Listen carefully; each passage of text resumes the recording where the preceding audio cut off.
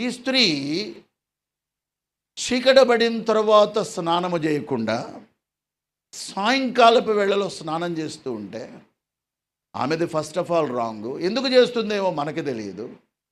ఏ ఫంక్షన్కి పోవాలో, ఏ అర్జెంటు ప్రవేశం ఇది వచ్చిందో. భర్త ఏమో యుద్ధ భూమిలో ఉన్నాడు. He is in the war field. దావీదు యుద్ధానికి పోకుండా తన యొక్క ఆ యొక్క జెండల్ని యుద్ధానికి పంపించేసి ఈయన టెర్రస్ మీద నడుస్తూ ఉన్నప్పుడు కన్ను దృష్టి అక్కడ పడ్డది. మొదటి దృష్టి పాపం కాదు,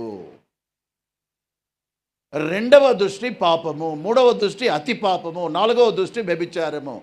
ఒక స్త్రీని మోహపు చూపుతో చూచు ప్రతి వాడును, ఏ చూపంట కలవాల్సిన పని లేదు, ఫిజికల్గా మోహపు చూపుతో చూచువాడు అప్పుడే తన హృదయమందు ఆమెతో, ఇది యేసుక్రీస్తు వారి యొక్క ప్రీచింగ్.